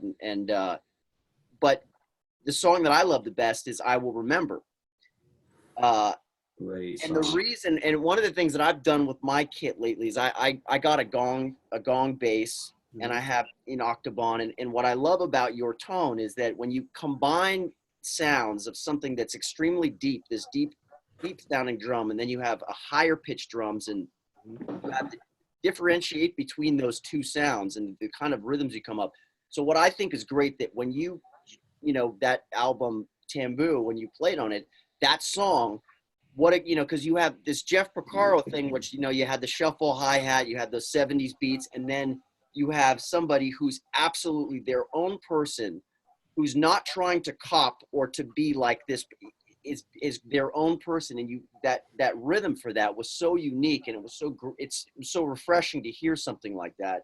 And I think that, and this is a kind of a question I have for you, Simon, and for Aaron, and then I am curious about what you guys think about this as far as the drummers today. I think the pursuit of tone now is so different. When you see these YouTube clips of drummers, it's so much about how the drums, a lot of the drums just sound the same. They just want to get it so it comes out. Nobody has a unique sound. Aaron, your song with Spin Doctors, you had the unique snare drum sound. You had a way you played it. It wasn't quantized. It was like, remember were an analog. It was a different time period, and the personality of a drummer came out. And now you have these guys that it's like, yeah, they got these gospel chops. They're out of control. They do stuff that you couldn't imagine doing, but there's no musicality to it. And I've heard, because Simon, I've done clinics in Russia, and I've heard stories about how meticulous you are about when you go to a clinic, when there would be the drum set up and how you tune things, the way you do the bass drum with the towels and everything like that. And I feel like today, a lot of the drummers now, the pursuit of tone and finding their own particular sound has been lost, because when you record stuff, they just want to get a sound that's going to work, and then they can, you know, quantize whatever they need to do. And that personnel, like, I don't know if guys like Jeff and people like that could even exist today if they came out, because when stuff's put into a computer, whatever sense of groove is lost. That Steve Gadd thing, the thing that you do, it's not even put out today because it needs to fit into this thing. So guys like Aaron and Simon, you know, you would hear it and it's like, okay, I know that's that drummer. So I'm curious to know what you guys think of in that sense of today, like how what do you think in terms of how that is in today's world? Aaron, you want to go? Yeah, I mean, well, for one, I think it's a couple of things. I mean, I think there's an incredible amount of talent out there, and I think that there is a lot of really unique drummers out there that do have their own sound. But one of the things that I think makes such a difference is, you know, when we were coming up, we were making records, and I think people had more patience to really listen to a full record or a full song. And so much of it these days is like, you know, posting like a 20-second clip on Instagram. I mean, that's like a big part of the whole game for a lot of the young up and coming drummers. So it's sort of like, you better impress me in 10 seconds and I'm moving on to the next thing. And that's a little bit of a dangerous thing, you know. I mean, I try to really just keep an open mind to it all. And I think there's a lot of really great talent out there. And there's, I mean, I've found some, you know, it's interesting. I mean, I'm 51 and I can say at this point, I'm sort of equally influenced by guys that are like one generation ahead of me, like Simon, you know, and then there's guys, you know, that are younger than me that I'm getting incredible inspiration from, you know, now. So, you know, but I think that the internet and just sort of this instant approach and everybody's in a rush and a hurry and trying to get likes, and it's just sort of different now. I mean, when we were coming up, it was about, okay, we need to get a gig, we got to pay our bills, we want to be good. I mean, I've always gravitated towards what you're saying, like, you know, musicians where I could tell who they were in 2 seconds, you know, and I always, and like what Simon mentioned before, we emulate the people, the drummers and the artists and the writers that we like, we copy them, you know, and ultimately, hopefully you become your own, you have your own personality. But I do think, you know, I feel fortunate. I was lucky to have that opportunity to find my personality. And you usually do that by playing with other musicians, you know, having the time to get out in front of people and do that. And a lot of it is, you know, people at home with a microphone making videos. Of course, now we're all stuck in our homes. So it's like, you know, it's all we have now for a little while, but we'll get back, you know. But I mean, I hear what you're saying, and I've kind of struggled with that myself. But I really try to like keep an open mind and realize like I couldn't imagine what it would be like to be 21 and doing this now. I'm grateful that I'm not, to be honest. But they have to find their own way to do it, and you see some cool stuff out there, and you see people that have sort of made their own niche in this sort of musical climate that we're in now, which is a lot different than it was when all three of us were kind of starting out, you know? Yeah. Yeah. I think there's not enough time spent by young players on finding their own sound. You know, back in the 60s, you used to be able to, and there's many reasons for this, by the way. Part of it is also endorsements. Back in the 60s, you could always tell who was playing drums by the sound of their cymbals. You could tell it was Lenny White. You could tell it was Elvin. You know, you could tell it was Philly Joe. You could tell it was Buddy, even Louis, and they had very similar cymbals and similar setups. They had their own cymbals, which they'd had for a long time. They had brand new endorsement cymbals. Also, recording techniques in those days were the only ambience mics were the ones that were over the piano or on the bass, and the drum kit spilt through into those mics and created this, with the right engineer, created this beautiful natural room ambience. But in terms of, there was only 2 mics on the drum kit anyway, one overhead, one on the bass drum. Then they started doing stereo recordings, but actually it took a long time to actually put 2 mics up on a drum kit and record them in stereo, even though the record was stereo. The drum kit was still recorded as a mono instrument. So it captured a very natural tone of the drum kit. There was no reverb, digital reverb, there was no ambient, gated ambience or compressed ambience, you know. You had a plate, perhaps, or you had a chamber. You would run that through a tape machine, a delay, like a pre-delay, that's how you did it. So the tones were much more natural and therefore more characterful. You could tell who was playing what. Everybody had a tone and a sound. I've felt like this for many years now, and especially with drummers. They don't spend enough time thinking about how do I want my kit to sound. You know, I used to spend hours and a lot of money on drum hits. I would rather have a can of spaghetti, tin spaghetti, which we used to eat in England. It's pretty awful.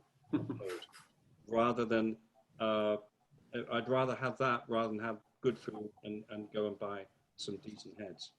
So they'd be new heads and have the tone of the drum kit. You have to have the imagination. You have to have the foresight to think, right, it's all very well having a blazing technique, but your instrument has to sound good and you have to sound good. And part of the sound comes from here. That's what people do. Dynamics, yep. On every single instrument, whether it's didgeridoo. By the way, you're playing that didgeridoo? It's stunning. I mean, I love the instrument. But, you know, everybody has their tone, whether it comes from the fill, whether it comes from the bow, or whether it comes from the fingertips, the guitar, even a piano. If I went to a grand piano, a 9-foot Steinway, and hit middle C, it would sound like middle C. If Herbie Hancock then stepped up and hit that middle C, it would be the most glorious middle C you will ever hear for the rest of your life. This is where it comes from. You know, and I don't think a lot of people realize that, especially young drummers. They see YouTube, they all want to be quick, and you know, the technique is stunning. But it's not musical. It's Steve Vai told me about that when Steve joined Zappa's band. That was the one thing that Zappa told, because Steve was struggling with his amp and was like, it's not in your amp. It's you know, and it's hard as a young, you know, I think for anybody, especially if you're into gear and stuff, you want to you go, why doesn't it sound like this when I do it? everybody thinks that it has to be the gear that does it. But then you'll see this amazing drummer sit on this kit that's a piece of crap, but they still get that sound. Those sounds like that. Yeah.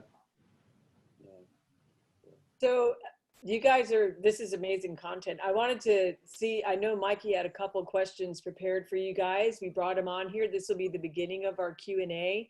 I've got a whole bunch of questions from our fans, but Mikey, you get first crack at them. What are your questions for all three guys? Okay, well, thanks, by the way. Aaron, actually, dude, that was awesome. That video was amazing. Now, correct me if I'm wrong, but during that whole thing, it was all 4/4, right? There was a consistent tempo, and you were just playing different permeations throughout. That's You correct. you had like a basic groove, and then you'd stop and then go into something totally kind of crazy that was just kind of a different permeation, but you never deviated from that same tempo. Thought that was amazing. Thank The you. whole Yeah. thing was just incredible. Well, I appreciate it. Yeah, it was recorded. We did have a click. We did an improvisation. Right. Really, the only concept really beyond anything was there was a little bit of a sort of that triplet rhythm that I was doing that. Yeah, you lost me a few times. It kind of came back. It kind of came back a little bit, but yeah, it was just in 4/4 with just doing sort of polyrhythmic type of things, throughout it. And that's crazy. That was cool. And then the other thing I wanted to ask you about was you said you studied with Bernard Purdie? I did. I studied with him the first year I moved to New York City. I studied with him for a year. What was that like? Because he seems like such a sweetheart, I mean. Well, it was amazing. I mean, he's a hero of mine. So just to be me too. sitting in front of him was incredible. But it was completely different than any other type of lessons I had ever had, because up to that point, everybody I studied with, we'd be going through books and we'd be doing exercises, and Right. I'd go home and practice the stuff and come back, and it was reading and technique and all kinds of styles and that. And with Purdy, it was basically just mostly talking, Yeah. and I'd bring a cassette deck in, and I'd go home and listen to it. And a lot of the stuff, I didn't even know what he was talking about. I'd be like, and then he'd be like, then he'd walk out of the room, and he'd just go ahead and play. He'd walk out of the room, and he'd come back, and he'd make some comments, and it was just a really great experience. And it was, it was a sort of a confidence boost for me, because he was a big hero of mine. And after we got to know each other, he took me under his wing a bit, and he liked me, he gave me confidence. And that's a huge thing right there when you're, Oh yeah. when you get that from one of your idols, but it was just great. We basically focused more on like sound and feel and playing for the song and that kind of a thing. There was no technical things at all, and it was really exactly what I needed at that point. Yeah. Because I'd done all that. I just moved to New York City. I was like 20 years old, and it was the Spin Doctors were forming, and it really was the perfect time. I was starting to sort of find my own style in there. And when I go back and listen to some of, like, actually when I hear stuff like from that record, which was when I was like, I guess I was like 21 when I recorded that, I realized how much of an influence he had on me, not only just from listening to his playing, but that time I spent with him in those lessons. It was great. That's awesome. What an incredible opportunity. Love the Purdie Shuffle. No, it's amazing, man. And then Jeremy, I had no idea you were in Dali's Dilemma. I'm a huge fan. I love that album. Oh, cool, man. Manifesto for Futurism. I think it was. Yeah. I bought that album. I was just going through this whole progressive metal sort of phase, and there was a whole bunch of bands I was into at the time. Dali's Dilemma, I kind of found by accident, and I love that album. It was great. Miracles of Yesteryear, and yeah, that was good. So how old were you when you did that one? 18 or 19, 20, 19. Very cool. Yeah, it was that, again, it was as Simon, we were talking, as we kind of mentioned, when people want to write music to show, like, here's some odd time, here it is right now, here's this. I want you to know this is really tough, and you're not going to be able to understand it. And we can play it and you can't. And how much can you memorize? Yeah. And wow, this part's crazy, and you can't move your head to it, but it's really, really crazy. Yeah. Yeah. Yeah. You know, it was that thing. And I guess, you know, I guess for a lot of people, that's, you know, there's a whole scene of people that like that. You know, anybody that that finds everybody finds a place in, because again, like once I got out of that kind of scene, I got completely out of anything that was progressive related. It was all about hitting hard, and like Dave Grohl from Nirvana, it was all about that kind of thing.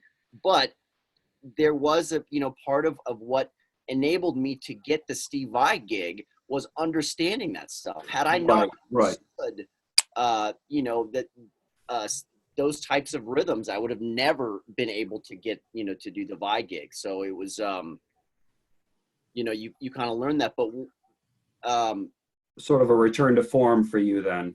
yeah. But what Simon was talking about that was so important is, and this is one of the things that Steve Vai's real big with, is that, you know, odd meter for the sake of odd meter, or polyrhythms for this, you know, if there's no groove to it, if there's no swing to it, then then you're doing it for one reason. With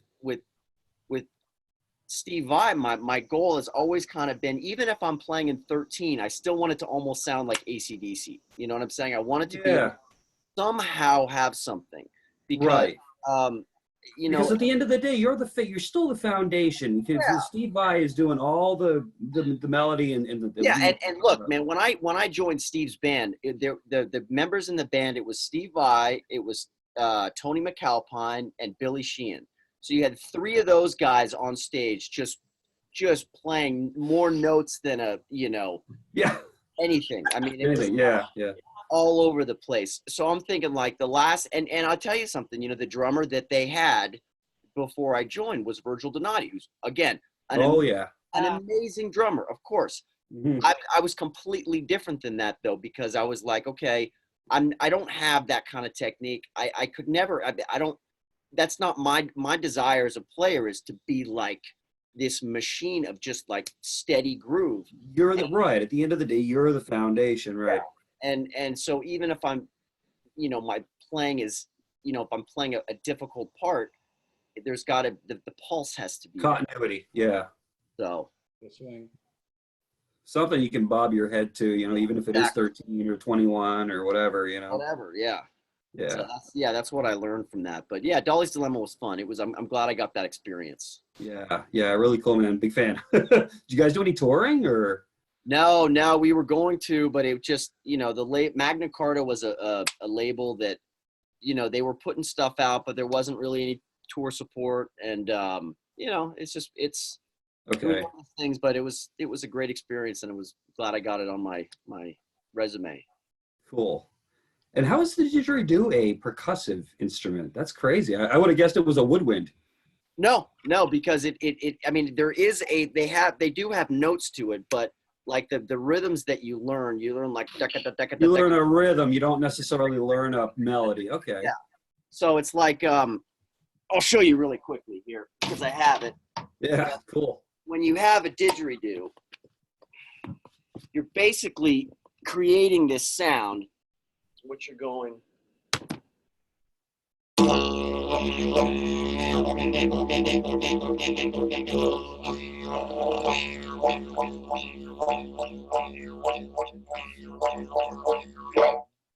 you can have melody, you can have, you know, there's tone to it, but it's considered a percussive instrument. So it just fascinated me, and the breathing thing is crazy. And pretty much every didgeridoo is different, right? They all sound different. Yeah, they're made their own distinct sort of sound.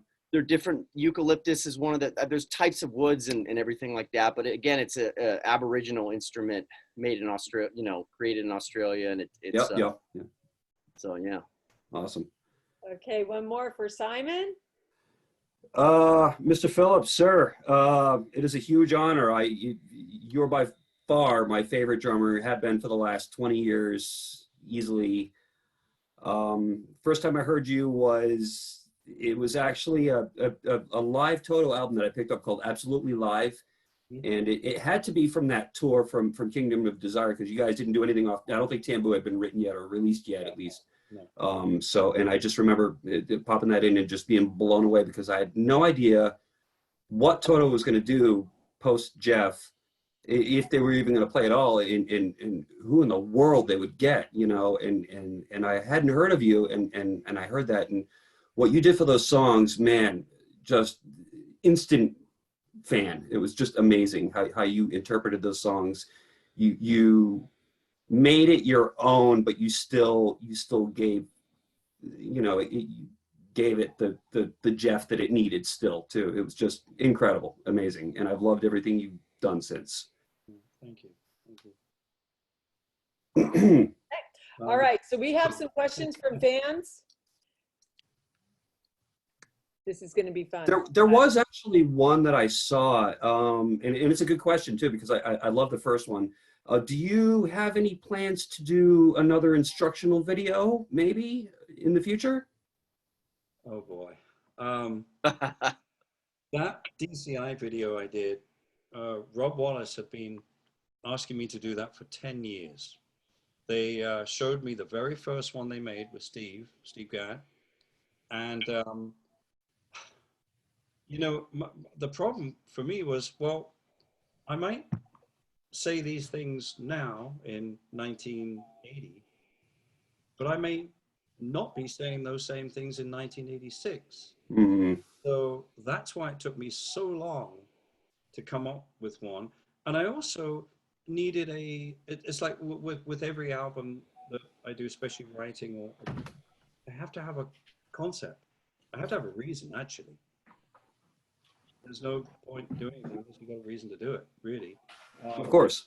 So that's really what it was. I didn't really want to just reinvent the paradiddle. Invented a bit like the wheel, you know? So it was only when I started putting the Protocol band together that the whole point of in fact, my instruction video that I wanted to do was all about music. It was all about playing these songs. But, you know, Rob and Paul wanted me to do the drum thing. So that took me so long to do it. But then I suddenly had the concept, well, look, I'll write some music and let's perform them. I think we did 6 songs. And then I wrote all these other little snippets just to demonstrate these weird time signatures. And also a form of playing, which actually, Jeremy, you were doing on that piece that you did. And I started getting into this really when the Lindrum came out. And musicians were programming drum parts. And it was towards the beginning of the late 70s, the real punk era. I was doing records for people like Human League and what was the other band that came out of Human League? There was a load of bands. And so the parts, it was much more part orientated. Yeah. Using toms, you know, you were going up and hitting that bell and then following it by this. And I was like, and they were very repetitive. And I kind of really got into that. It's very difficult to play consistently like a machine.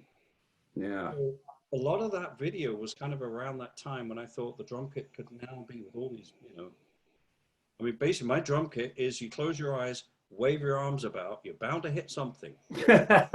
That's kind of my concept sometimes. I will literally do that. I will go, oh, that was okay. That was kind of cool. Yeah. So out of desperation for coming up with something new, you know. So, yeah. You know, that was a big part of making that video, was to come up with patterns. Yeah. That I could kind of remember, really. So it was less about improvisation, less about composition in terms of soloing. The piece you saw just on the show was, I mean, 2 seconds Right off the cuff. I had no idea what I was going to do. All I knew was Unbelievable. recording that show, and I went, oh no, the last thing I want to do is a drum solo that's going to get recorded. It was amazing. And I think at the last minute, I put the sticks back in the bag and picked up the beaters, only for the point of view that I knew it would sound good recorded. Interesting. The room was a very dry room, and I knew it was going to have a lot of problem mixing. In fact, I never got to mix that gig, I mixed, I think, one song. And unfortunately, all the video's gone because it was burnt in my house. I think Oh, the audio. Oh, wow. But it was a very dry club in Bulgaria, in Sofia. And so the problem is when you play loud in a dry club, nothing happens. It just gets absorbed. If you play real quiet, the drums become the reverb unit. And suddenly, and people also, they get, if you play quietly, they get quiet. Mm-hmm. So it was the only way of getting some ambience into the tone, and that's really where that drum solo started with. It was so that's that's that kind of thing. But the DCI video was much more of the pattern concept. That's what I loved about those, Simon, is that the patterns and the contrast of, like we were talking about with the gong and then the octobans and those, I mean, that is, and what I love about your setup is that, like, that's your setup. You know, it's not like you take that to most of the gigs that you do, and it's not like but I love that because it's your sound, and you've created. I mean, those Exactly. Yeah. It was a game changer. You know, it was an absolute game changer. What's that? I use the drum kit as a reverb unit. Well, it's amazing. Even if I'm only going to play kick and snare for most of the song, I want all the mics open. Yeah. And you know, the balance of the mics is so important. The balance of those overheads. You pull those overheads down 5 dB, you have a different drum sound. Wow. Or I did a track the other day, actually, or yesterday. Was it? Yeah, it was yesterday. No, day before. That's right. And I said to the, I was an engineer, I had another engineer who was doing it. I said, okay, I'm going to play real quietly. Go to every mic pre, put them up all one click. I promise I won't play loud. And by doing that, and you play quietly, the whole kit changes tone. Wow. Beautiful. Sounds huge. Yeah. So, but sorry, long answer. But yeah, it was exhausting doing that instructional video. Absolutely exhausting. I love the groove you did in 33/8. Like Chris Farley over here, like, that was awesome. Okay, so I have a question from one of Jeremy's students. Her name is Laura Gallipo. Yes. Okay, and she says, what inspired each of you to play drums?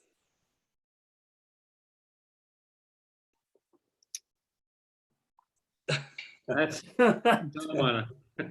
I know, it's what? Yeah, I mean, I started playing piano when I was about 5. I took classical piano lessons and got pretty good at it. And then I just kind of lost interest with it, and I really wanted to play drums. And I have a brother who's a couple years older, and he wanted to play drums too. And we decided, we were like, okay, well, I'll take lessons and I'll teach you what I learned. And that didn't really work out. But he ended up playing piano. So we always had bands together growing up. But it's weird. It's not like I could say one thing necessarily. I was just interested in music, and I just had this idea that I wanted to play drums. And I was really lucky that I told my parents, I would like to take drum lessons. And they called the local music store, Brook Mays Music in Dallas. And just by luck, this guy Jack Iden was the drum teacher there, and that's the guy that got me on the practice pad. He wouldn't let me play the drum set for 2 years. I'd come in there crying every week. I'd even drag my mom in and be like, "Mom, will you tell him I want to play drum set?"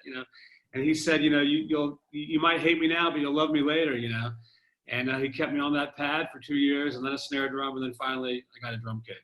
I wish I would have disciplined myself to do that much earlier on, is sit there with a practice pad and just work those rudiments. I didn't start doing that until much later. I just wanted to. I mean, everybody has a different path. There's no right way. Right. It worked great for me. I'm really grateful that that's how it worked for me. It was helpful. And yeah, the way you started. Everybody has their own path, But it was just kind of by luck that they called the store and there was a teacher there, and that really set me on my way, I think for me, it was like I had to learn the hard way. It was like, yeah, man, I can do all this stuff, and it's like, yeah, but without the rudiments, you can't do all the other cool stuff that all these other drummers are doing that separates them from, just these mediocre dudes, and it's like, really need to get back to basics before you can, actually start, progressing as a player. The basics have to be there. I found it very helpful for me to have that background, and also to be able to read music has been really helpful. Even though it's not that often that somebody comes in with a chart, it does happen. But I find like when doing recording sessions, just to be able to quickly write out my own chart. Exactly, that's what I use it for. Yep. It saves so much time, and it's just really helpful for me. Yep. Yep. And also, I find learning music, if I have to learn a bunch of songs, to be able to write them out in some form, whatever works, it's a learning process for me, as opposed to this. Yeah, you're taking it in different ways. You're processing it in different ways. First by writing it, listen to each part over and over again and writing it down, and then muscle memory. But you're also using what you wrote down, as reference, so you're kind of working all those different parts of your brain. It's a better, easier way to learn, more efficient way to learn, I think. Okay, so I'm going to actually, you're running a little bit late tonight, which is great because this has been a lot of great information, and we have, something like 1,500 people on right now, which is a good group.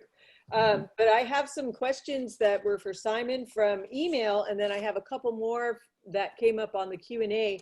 So Simon, this is from Wayne Weeks. He sent an email earlier today. He wanted to know, did you start off playing open hand style, or did you work into it? No, I started playing right-handed, traditional grip, just like Aaron. Playing Dixieland, straight ahead. The first rhythm I played was a straight ahead bebop rhythm. Okay. And I taught myself to play left-handed when I was 18 years old. Whew. Okay, and then from Rick, from Rick. It's one of those last names I'd rather spell than say. He says, what do you use? I think he translated it as a clamp system on your bass drum microphones. Are they a Shure Beta 52s? Yeah, okay, well, yeah, it was a Beta 52.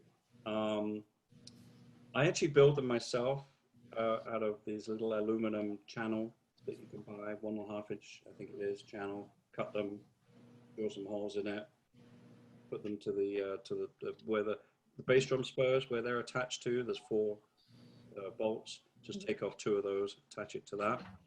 And then I used to use this, AKG made a clip called an SA40, which was made out of neopropylene or something. It's a nylon plastic that has a lot of give in it, so therefore it's a suspension system for the microphone if the microphone's heavy enough. And I used to use AKG D12 microphones. Shure came out with a Beta 52, but unfortunately they put this thing on which attaches to a mic stand. I said, well, I need to be able to put it into a clip because it has to have some sort of suspension. So they very kindly just remachined them. So I have a bunch of B52s which have been custom made like that. And that's what I've been using for years, actually. You could do it yourself. You just got to take the mic apart, get a hacksaw, cut that bit off, get a file, make sure it fits into a regular, like D51 diameter microphone, D12, and then move the XLR connector into where the thread was. You'd have to, you could do it yourself. For sure, which is very kind of them. Okay, and then we have from New Zealand, Chaz McLeod is tuning in, and he says, do you have any tips on how to, okay, wait a minute. Okay, Simon is as good, this is a hard one to say. I think the most important qualities of a drummer is playing good time that feels good. Simon is so good at this. However complex the piece is, the time always feels so good and effortless when he listens to you. Do you have any tips for him on how he can achieve this time feel? Any exercises that you can suggest that he can improve his skill? I just learned it from listening to everybody else. You know, I listened to how Steve Gadd played at the time, Harvey Mason, Bernard, Ziggy Novelist. It's learning about time and learning what makes one drummer sound different from the other. We don't play like a sequencer. We're not on the grid. What really changes the groove is where the kick drum is laid compared to the grid, in comparison where the snare drum is. There's drummers that play their kick drum a little bit in front and the snare behind. There's other drummers that play with the kick drum a little behind and the snare a little on top. And you get the right mixture, and obviously consistency is very important. Then you get a groove, and this is where you get this beautiful human style, and that's why you can, you know, Lenny White, he has this wonderful low, David Garibaldi, and you name it, Aaron and Jeremy, everybody has their time base, you know. And if you look at I hate to say it, you know, Pro Tools, and look at the grid, it's fascinating because you can see exactly where they're placed, and you have to ignore that. Just listen to the music, you know, and if it works in the music, that's it. But you almost have to emulate all the players to learn where to sit in the groove, you know. Even when you play with a click, you don't have to be on that click. One of the things I hate more in a session is when somebody tries to put minute tempo changes, because they want the verse to be a little bit slower, you know. And I can tell as soon I'm playing along, I go, are there any tempo changes in this track? And the guy looks at it, he goes, oh yeah, I said, yeah, I can feel it. Let me do that. Yeah. And don't give anybody else the click. I'll have the click. If I want to play behind the click, I'll do it. And actually, Jeff was really big into that. He hated playing with a click, you know, but of course you have to. So the click is a tool, and you can abuse it any way you want, as long as it feels good. That, Nice. you know, that's the concept of it, really. Oh, this is fascinating. You're Mm. fascinating, by the way. And Jeremy, we have a question on here for you. It says, Jeremy recently spoke of his most challenging vibe piece as Freak Show Excess. What are his top 3 favorite vibe songs to play? Uh, Good question. well, I don't know. There's a few of them. I think that's definitely one of them, because that's a piece that's just really, really challenging, because there's a lot of odd meter and just really challenging stuff, in the sense of not just mentally but physically, because it's a fast song. And you know, when I play, again, it's I hit hard, so it's like, it's the older I get, the harder it is to play. There's a song called Bad Horsey that I love playing, just because it's it's groove, so it gives me a chance. But I have been able to add kind of like what Simon was talking about, these little parts in it, these patterns that aren't just just a hi-hat snare drum. It's like other parts of the drum. So I would say Bad Horsey is definitely. There's a song called Answers that I really love playing. And then I would say the Attitude song, which is one of his more famous songs, just because it's another song that was challenging. When I got the Vi gig, that was one of the songs that was like, I really had to understand. And the way that I learned that was I had to understand the way Zappa wrote music, because that was a lot of what Steve was influenced by. And it wasn't just odd meters, it was these odd groupings, groupings of 7, groupings of 6s. It was like, you think something's a 6, it's like, no, that's a 5. And Steve would groupings of 5s, and understanding 1, 2, 3, 4, 5, 1, 2, 3, 4, 5, 1, 2, it's not 1, 2, 3, 4, 5, 6. It's not they're gonna get. So like all these concepts of having to understand the way that Steve learned and the way he wrote stuff, because he was influenced by Zappa. So, it's any of the stuff that's challenging is always fun to play. Awesome. Once I have again, one, yeah. I have time for one more question because we've been on for 2 hours. It didn't feel like it, but I've had such a Oh. good time with you guys. But we have one more question, and this one's for Aaron. And it says, your snare drum ghost notes are so amazing and really helps to move the song. How did you develop that ghosting technique? Funny. At first, it was kind of by accident. Or when I first realized I was doing it, when I was in high school, my teacher, Henry Oxtell, great teacher, he was the head of North Texas State program. And I was living in Dallas, going to Arts Magnet High School. And he said to me, he's like, I don't know if you realize it, but you're dragging your left hand on the snare drum. And it was really this bad habit that I was doing. But later I developed it, and I realized that a lot of my favorite drummers did that. And Bernard Purdy is the perfect example of a guy that really used ghost notes was such a big part of his style. And it's just something I sort of developed. I always liked the way it made a song feel, that give it that sort of rolling undercurrent thing. And, once I sort of realized I was doing it, you work on it a little bit and develop it. And the trick is it shouldn't be, it could consciously be louder, but the idea with most ghost strokes is that it's almost more felt than heard, and sort of just helps give this sort of rolling thing to the feel. And it's just something that I sort of gravitated towards and worked on a little bit. Fantastic. Hey guys, I don't want to keep everybody any longer tonight. We've been on for quite some time, but I guarantee you right now, with everybody who is sitting back in their homes, this has been like the best 2 hours of their week, don't you think? And just 3 amazingly talented drummers like you, iconic in live music and recorded music. I just want to thank you so much. And I hope that you remember this is a pleasant experience. Our goal tonight was to make people happy. I think we accomplished that. Thank you, guys. Yes, and I may be reaching out to you guys in 2021 sometime and say, hey, I got an idea.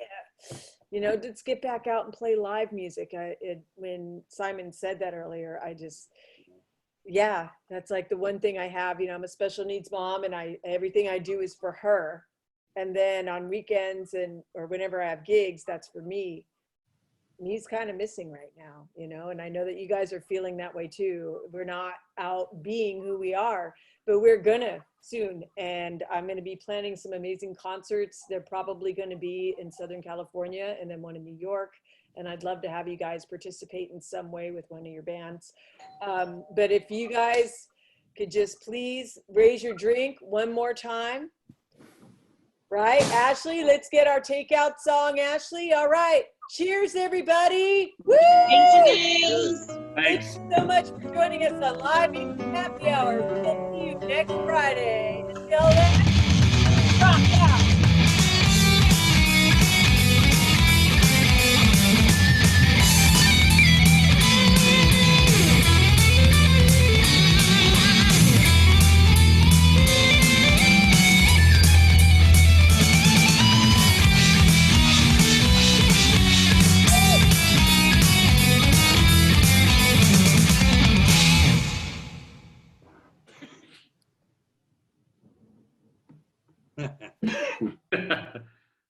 Are we off air? Are we? Thank you guys. Nice to meet See you you. all later. All right, I'm Thank splitting. you very much. Bye, guys. Thanks, everybody. Hey, Bye. Thank Bye, you. guys. Take care. All Nice to see you all. Stay healthy. Safe. I'm gonna Rock go on. guacamole now. Yeah. Okay, have a great night.